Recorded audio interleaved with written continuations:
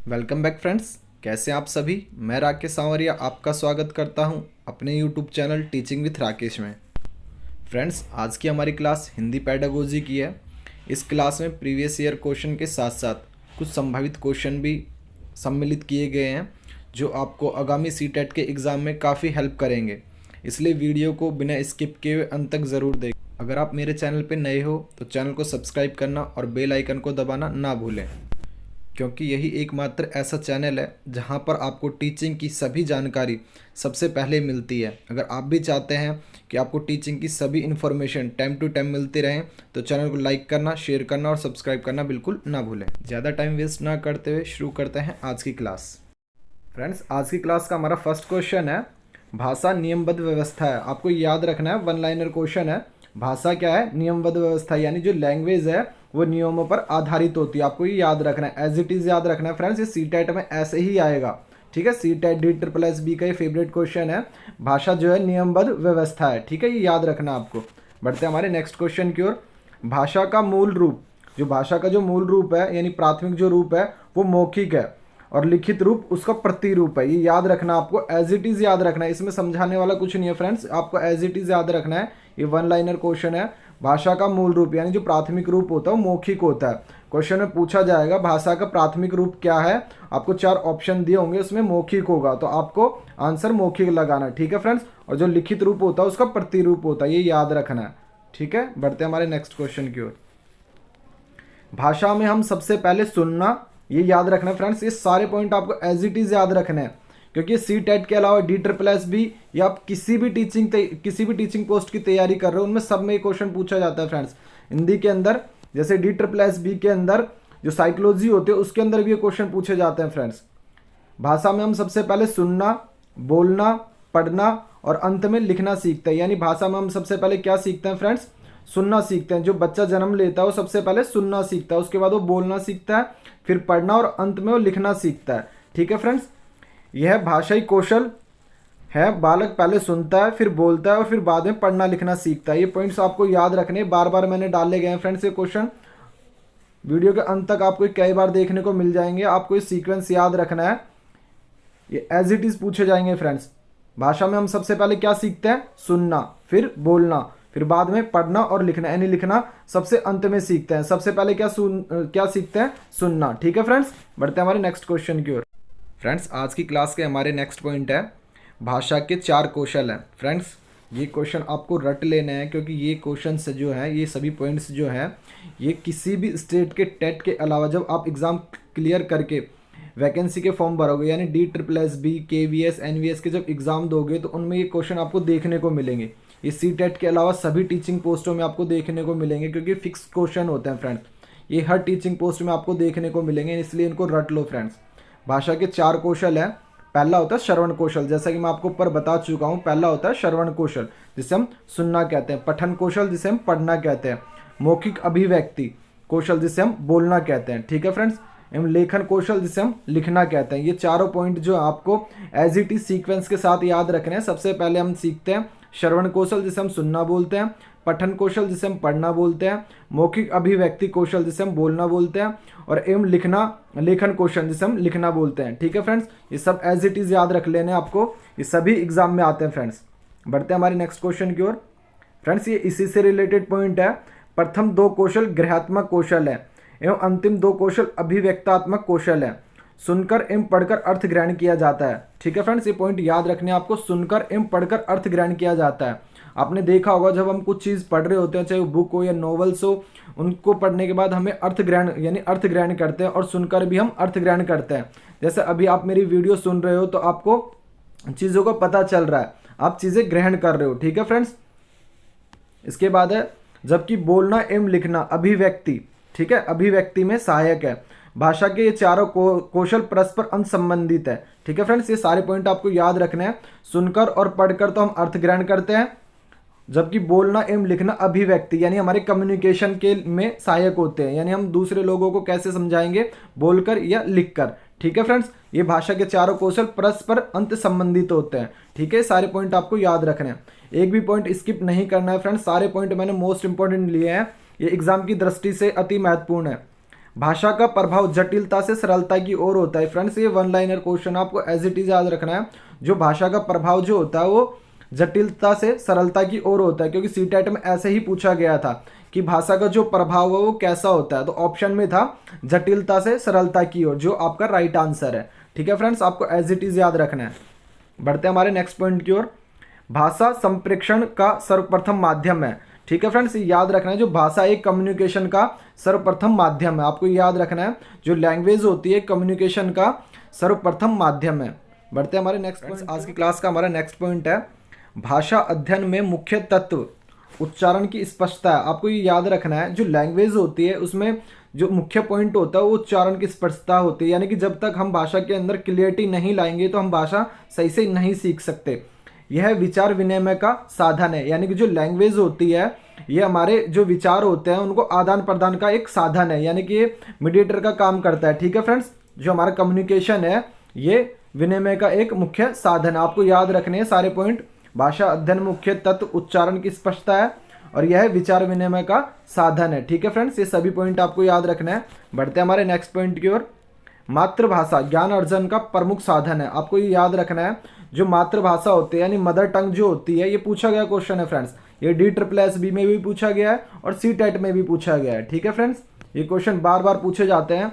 जो mother tongue है ये ज्ञान अर्जन का मुख्य साधन है, इसलिए बच्चों को जब शिक्षा दी जाए तो मदर टंग में ही दी जानी चाहिए। ठीक है फ्रेंड्स, मातृभाषा ज्ञान अर्जन का प्रमुख साधन है, ये याद रख लेना फ्रेंड्स। बढ़ते हैं हमारे नेक्स्ट पॉइंट की ओर।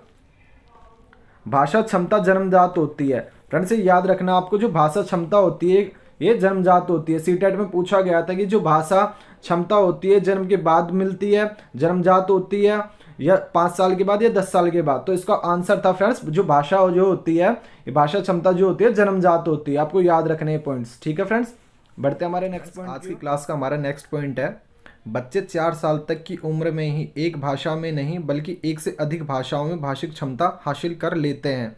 बच्चे बहुभाषिक क्षमता के साथ स्कूल आते हैं। फ्रेंड्स ये मोस्ट इंपॉर्टेंट क्वेश्चन है, मोस्ट इंपॉर्टेंट। ये मैंने UP टेट यानी सुपर टेट में देखा है, ये क्वेश्चन रिट में देखा है, CTET में देखा है, DSSB में देखा है। नहीं ये क्वेश्चन हर टीचिंग एग्जाम और नॉन टीचिंग एग्जाम तक भी मैंने ये क्वेश्चन देखा है। बच्चे 4 साल की उम्र में ही एक भाषा में नहीं बल्कि एक से अधिक भाषा में भाषिक क्षमता हासिल कर लेते हैं। ये पॉइंट्स याद रखने आपको। 4 साल के बच्चे में एक से अधिक लैंग्वेजों का ज्ञान हो जाता है। ठीक है फ्रेंड्स, और जो बच्चे जब स्कूल आते हैं, बच्चे बहुभाषिक क्षमता के साथ स्कूल आते हैं, यानी जो बच्चे जब स्कूल में एडमिशन लेते हैं तो उनमें कई भाषाओं का ज्ञान होता है। ये पॉइंट आपको याद रखना है, रट लेना है फ्रेंड्स। ये क्वेश्चन स्किप नहीं करने हैं। अगर आपको CTET क्लियर करना है तो ये सारे पॉइंट आपको याद करने पड़ेंगे फ्रेंड्स। एज इट इज़ याद कर लीजिए फ्रेंड्स, ये CTET में इस बार भी पूछा जाएगा ये क्वेश्चन। ठीक है फ्रेंड्स, बढ़ते हैं हमारे नेक्स्ट क्वेश्चन की ओर। आज की क्लास का हमारा नेक्स्ट पॉइंट है भाषा के पाठों में भाषाई तत्व साध्य हैं तथा विषय वस्तु साधन है। ठीक है फ्रेंड्स, याद रखना आपको भाषा के जो पाठ होते हैं उसमें भाषाई तत्व साध्य हैं तथा विषय वस्तु साधन है। ठीक है फ्रेंड्स, बढ़ते हैं हमारे नेक्स्ट पॉइंट की ओर। भाषा संपर्क अनुकरण और अभ्यास द्वारा अर्जित की जाती है। ठीक है फ्रेंड्स, आपको याद रखना है जो भाषा हम कैसे सीखते हैं, संपर्क यानी कॉन्टैक्ट से, अनुकरण से और अभ्यास द्वारा यानी कि प्रैक्टिस के द्वारा। ठीक है फ्रेंड्स, कैसे अर्जित की जाती है भाषा आपको बताना है। ये ऑप्शन आएंगे फ्रेंड्स। जो भाषा है जो हम संपर्क से यानी कॉन्टैक्ट से, अनुकरण से और अभ्यास द्वारा यानी प्रैक्टिस के द्वारा हम सीखते हैं भाषा को। ठीक है फ्रेंड्स, बढ़ते हैं हमारे नेक्स्ट पॉइंट की ओर। मौखिक भाषा लिखित भाषा की अपेक्षा प्राचीन है। आपको याद रखना है जो मौखिक भाषा है यानी जो बोलने वाली भाषा होती है, जैसे हम बोलते हैं, वो लिखित भाषा की अपेक्षा प्राचीन है, यानी कि मौखिक भाषा जो है लिखित भाषा से प्राचीन है। ठीक है फ्रेंड्स, लिखित भाषा गौण है तथा वह मौखिक भाषा की प्रतिलिपि मात्र है। फ्रेंड्स जैसे कि मैंने आपको ऊपर फर्स्ट क्वेश्चन था शायद फर्स्ट या सेकंड उसमें बताया था। ठीक है फ्रेंड्स, लिखित भाषा गौण है तथा वह मौखिक भाषा की प्रतिलिपि मात्र है। ठीक है फ्रेंड्स, बालक पहले मौखिक भाषा ही सीखता है, यह अनुकरण से सीखी जाती है। ठीक है फ्रेंड्स, ये याद रखना आपको, बच्चा सबसे पहले क्या सीखता है, मौखिक भाषा सीखता है और यह अनुकरण से सीखता है, जैसे माता पिता से, अपने समाज से, भाई बहनों से। ठीक है फ्रेंड्स, ये अनुकरण से ही सीखता है, अपने दोस्तों से। ठीक है फ्रेंड्स, बढ़ते हैं हमारे नेक्स्ट पॉइंट की ओर। फ्रेंड्स आज की क्लास का हमारा नेक्स्ट क्वेश्चन है भाषा 2 प्रकार की होती है। ठीक है फ्रेंड्स, आपको याद रखना भाषा कितने प्रकार की होती है, भाषा 2 प्रकार की होती है। और कौन कौन सी होती है, औपचारिक और अनौपचारिक। औपचारिक होती है फॉर्मल एजुकेशन। फॉर्मल एजुकेशन हमें विद्यालयों से इंस्टीट्यूटों से या किसी संस्था के द्वारा दी जाती है, यानी कि नियमबद्ध होती है और एक टाइम बाद ये खत्म हो जाती है। ठीक है फ्रेंड्स, आपको याद रखना है जो औपचारिक शिक्षा जो होती है हमें विद्यालयों से मिलती है, कॉलेजों से मिलती है। ठीक है फ्रेंड्स, ये किसी संगठन या इंस्टीट्यूट द्वारा दी जाती है। अनौपचारिक शिक्षा होती है जो हमें नेचुरल मिलती है, जो हमें सीखनी नहीं पड़ती, अपने आप मिल जाती है, जो हमें हमारे परिवार से या समाज से मिलती है। ठीक है फ्रेंड्स, ये दोनों पॉइंट आपको याद रखना है। इनके एग्जाम्पल भी मैंने आपको बता दिए हैं। अनौपचारिक एग्जाम्पल है जैसे परिवार हो गया, समाज हो गया, और औपचारिक का है विद्यालय हो गया, इंस्टीट्यूट हो गया। ये याद रखने हैं आपको। ठीक है फ्रेंड्स, बढ़ते हमारे नेक्स्ट क्वेश्चन की ओर।